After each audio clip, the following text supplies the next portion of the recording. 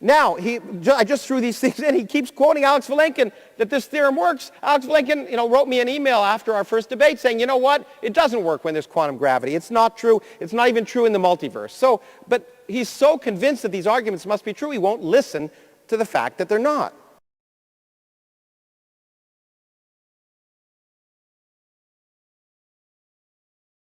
Well, I'd like to see this, again, this private email put up on the screen to see who has misquoted Vilenkin.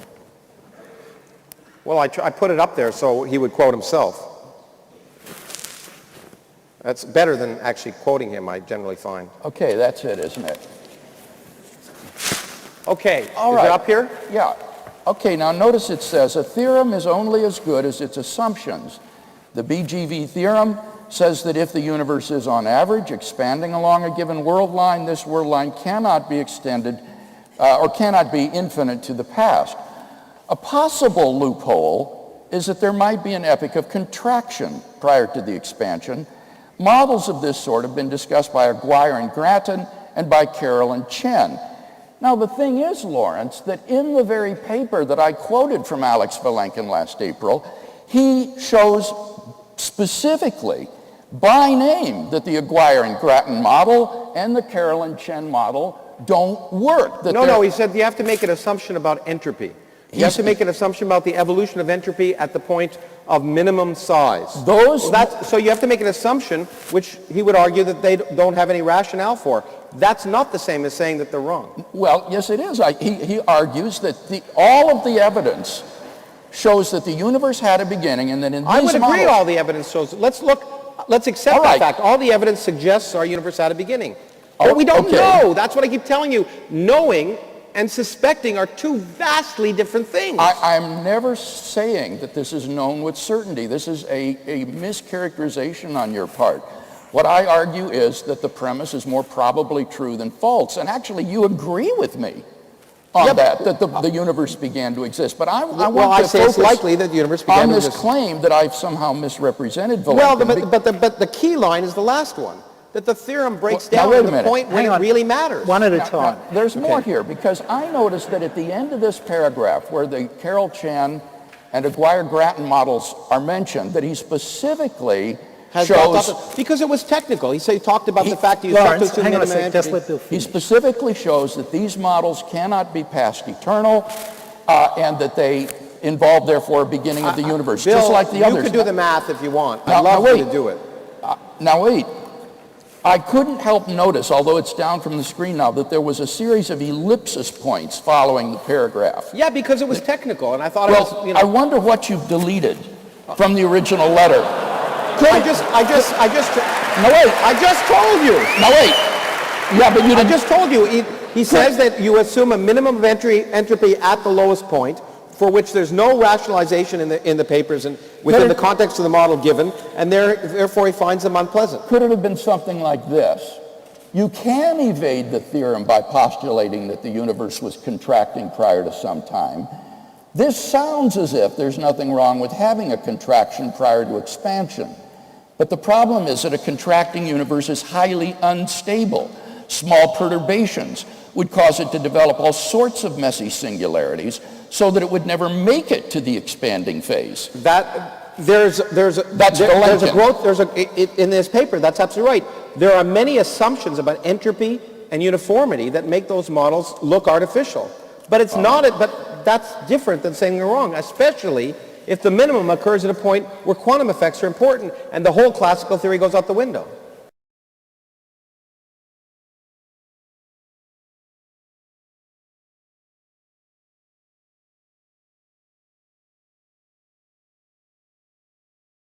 Now, I just threw these things in. He keeps quoting Alex Vilenkin that this theorem works. Alex Vilenkin, wrote me an email after our first debate saying, you know what? It doesn't work when there's quantum gravity. It's not true. It's not even true in the multiverse. But he's so convinced that these arguments must be true, he won't listen to the fact that they're not.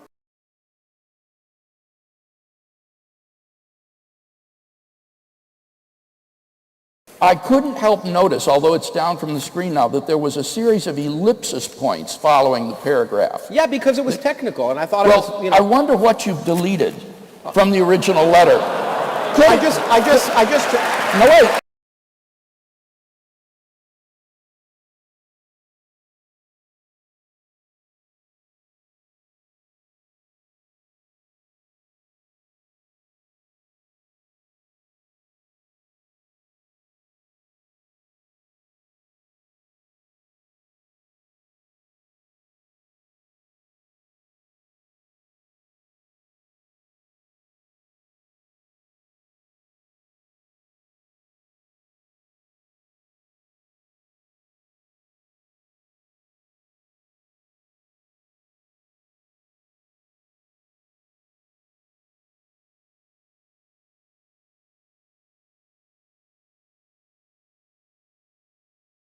Because it was technical.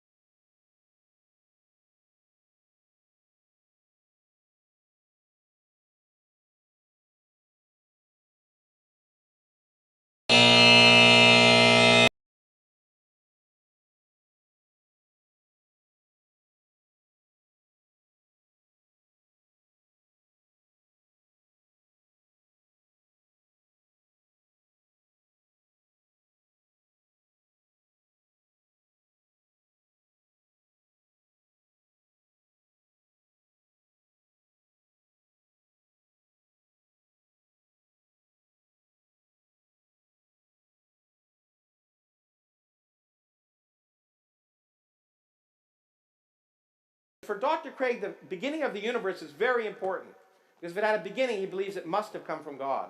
And he quotes a theorem due to a few friends of mine that basically says the universe, if it's expanding now, as we measure it, had to have a beginning. And he argues that that's irreconcilable with anything else. And as we argued in Brisbane, I said that's not true. And he said, no, Alex Vilenkin, one of the authors, has recently shown it's true. So I wrote Alex, who's a good friend of mine. And he just emailed me. And he said, only theorem is only as good as its assumption. There's a loophole for contraction, private expansion, and there's no such thing as absolute certainty in science. Note, for example, the BGV theorem uses the classical picture of space-time. In the case of quantum mechanics, it's out the window. And at the beginning of the universe, that's when quantum mechanics matters.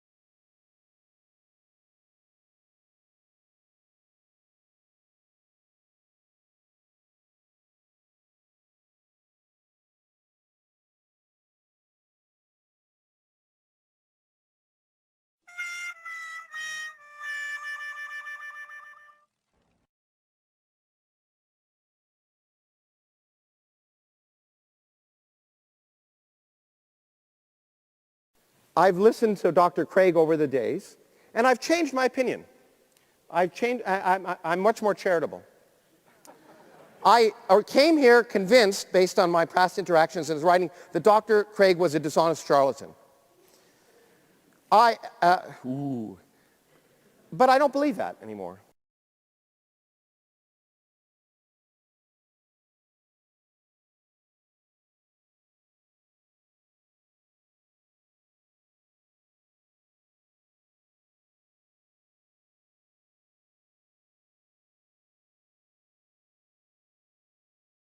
You know, Bill, knowing that Lawrence Krauss is friends, colleagues with Alexander Vilenkin, you knew your stuff, and to present Vilenkin's material, knowing that Dr. Krauss would know the material.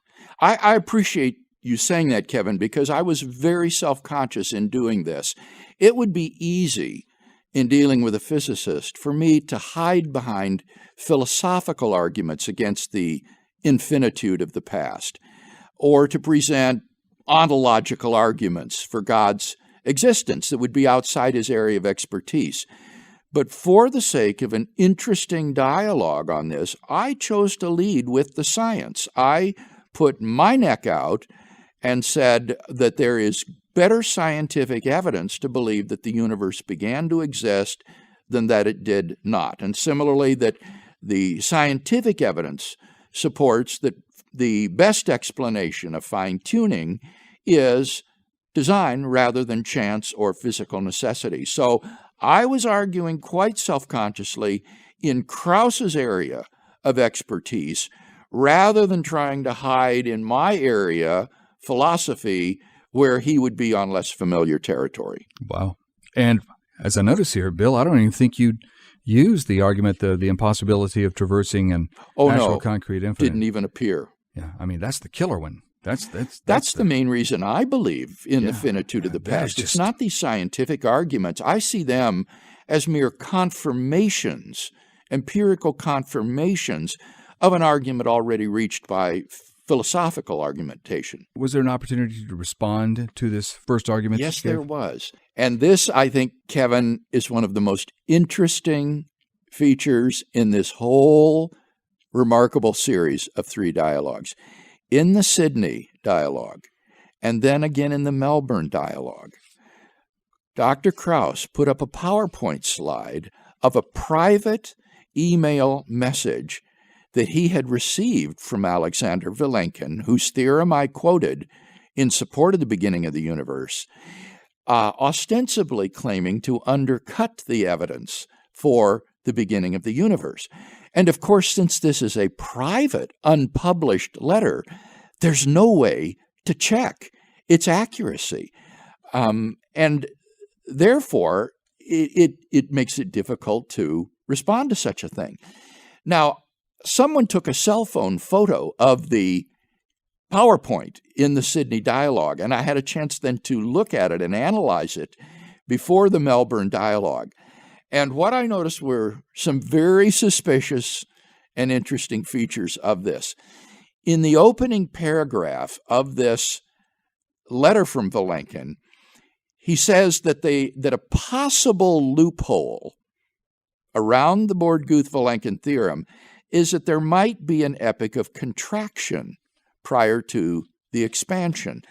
And in this way, the universe would not have been in a state of cosmic expansion on average throughout its history if you had this contracting phase prior to the expanding phase.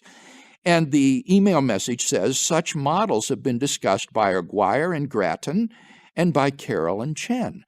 Well, immediately my antenna went up because I thought, these are the very models that Vilenkin discusses in the paper that I quoted from, that he presented last year at Cambridge University, in which he says none of these scenarios can actually be past eternal.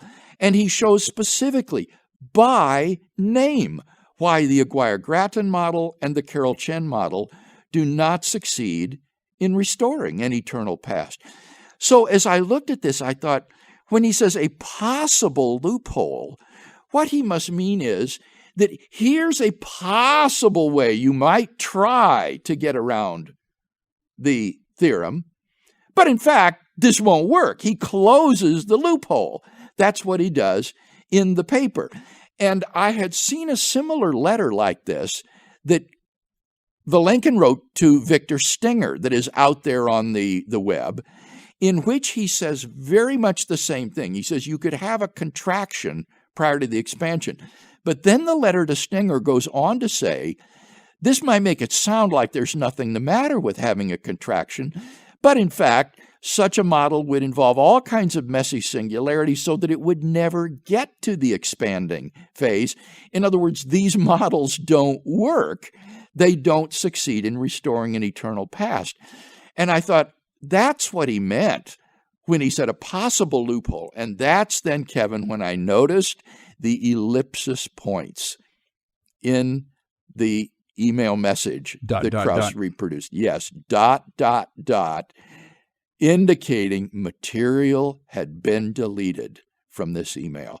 And I thought, Krauss has omitted some of this letter. What did he leave out?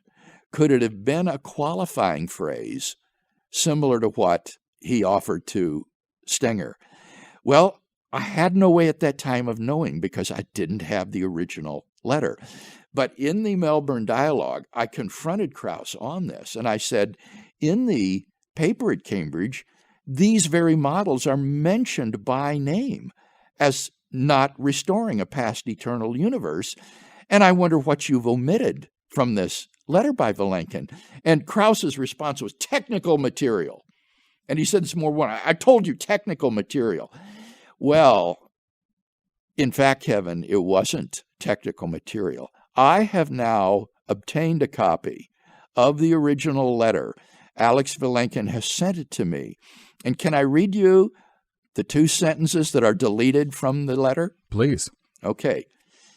He says, models of this sort have been discussed by Aguirre Gratton and by Carroll Chen. And then here's the deleted sentences. They had to assume, though, that the minimum of entropy was reached at the bounce and offered no mechanism to enforce this condition. It seems to me that it is essentially equivalent to a beginning. Uh-oh. Yeah. That second sentence would have been devastating for Krauss to quote in the dialogue. Vilenkin's whole point is that these models are equivalent to a universe with a beginning in that they have a universe in which you have a minimal entropy state from which 2 arrows of time go out. You have, in a sense, a twin universe, 2 arrows of time that both emerge from a common origin point, a common beginning. It is not a past eternal universe, and that's why he rejects them in the Cambridge paper as restoring a past eternal universe. So this quotation was deliberately doctored by Dr. Krauss to give a contrary impression.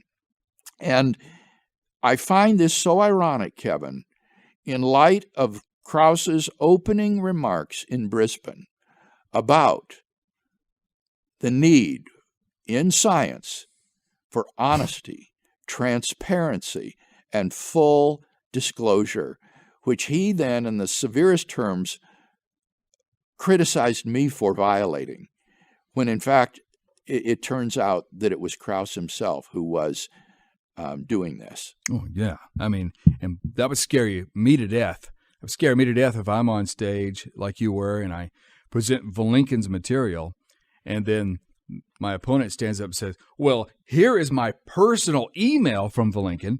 You're thinking, but it turns out that there's so much verification because you're of this and what Vilenkin's been saying. Yeah. One of the positive things to come out of this unhappy episode is that it has put me in touch with Alex Vilenkin so that we've been able to correspond now on this issue. And I wrote to Vilenkin the following. I want to quote from my letter to Vilenkin. I said, you should be aware that your work has entered into popular culture where it has become the subject of heated debate. Certain staunchly secular thinkers want to avoid the beginning of the universe because to them it smacks of theism and so they are bent on reconstruing the significance of your work. That is why you are receiving letters from people like Stenger, Krauss, et al. I hope to have understood and represented you accurately.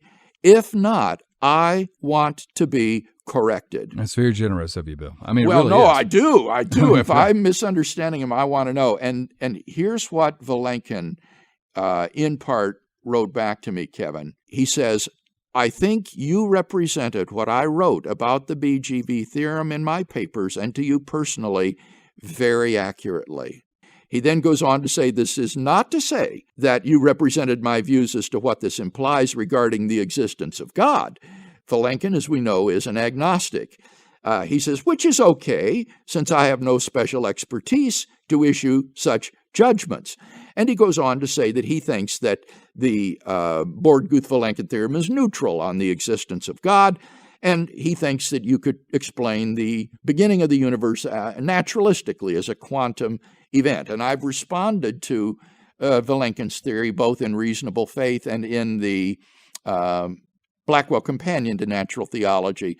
But the thing that was so gratifying to me, Kevin, was that in the face of these statements by Dr. Krauss that you don't understand Vilenkin's paper, you don't understand this theorem, Vilenkin himself says that you have represented what I've written about the theorem very accurately. And that was really gratifying to hear. You and Dr. Vilenkin were on a panel together at Berkeley. Yes, that's right. Several years ago, there was a Templeton-sponsored conference on science and theology. Again, part of this flourishing dialogue between science and theology that I talked about in my Brisbane opening statement. And that was the first chance I had to meet him and get to know him. And I don't know if he remembered me from that little roundtable conference, but it was fascinating to hear his story coming from Russia. He is an agnostic. And I find it actually very helpful, Kevin, that he is an agnostic, because no one can accuse Vilenkin of having a theological axe to grind in his very unflappable defense of the beginning of the universe and of the Borde-Guth-Vilenkin theorem. I do want to say one other thing with respect to what Krauss had to say, because he not only presented that opening paragraph, but he also appealed to a statement of Vilenkin's later in the email message, where Vilenkin says that if there is a quantum theory of gravity, then we may not even know the right questions to ask. And Krauss interpreted this to mean that we're just utterly uncertain about whether or not the universe began to exist. What Vilenkin's email back to me, however, shows is he said that Krauss had asked him to respond to the claim that the Borde-Guth-Vilenkin theorem definitively rules out a beginningless universe. And Vilenkin properly responded, in science, we don't deal with definitive sorts of arguments. What Vilenkin thinks is that it's more plausible than not that the universe began to exist in light of the evidence. And that's exactly the position that I take. And as for the influence of quantum gravity upon this conclusion, what Vilenkin goes on to explain is that it is not quantum gravity as such which would invalidate the Borde-Guth-Vilenkin theorem. That theorem has only one condition, Kevin, and that is that the universe is, on average, in a state of cosmic expansion over its history. It doesn't presuppose the gravitational equations of Einstein's general theory of relativity. So Vilenkin is clear that even if that needs to be modified, the theorem will still hold so long as you have a universe which is expanding over time, on average, throughout its history. Are you saying that even if a newer theory and some more the thorough theories of gravity come about, that still is not going to affect? Exactly. It won't invalidate the theory. What would invalidate the theory would be if you were to utterly dissolve time so that time no longer exists, because then you couldn't say that the universe is expanding on average throughout its history, because there wouldn't be any time, there wouldn't be any before and after. But that isn't based upon quantum gravity. You can have quantum gravity theories in which you do have a time parameter, and the theorem will still apply. In fact, in Mlodinow and Hawking's most recent book, The Grand Design, in that book, they interpret the quantum gravity regime to be temporally ordered, and so what they call the lines of latitude as the universe shrinks down and goes back to the South Pole, they say that represents the beginning of time and of the universe at the South Pole. They think of it as temporally ordered, even though it's a quantum gravity theory. So, in fact, Dr. Krauss has just seriously misrepresented Vilenkin's views on this subject. And for those listeners who are interested in this, I'm putting these email communications on our website in their entirety, unabridged, in question 336, question of the week 336, where they can read this correspondence.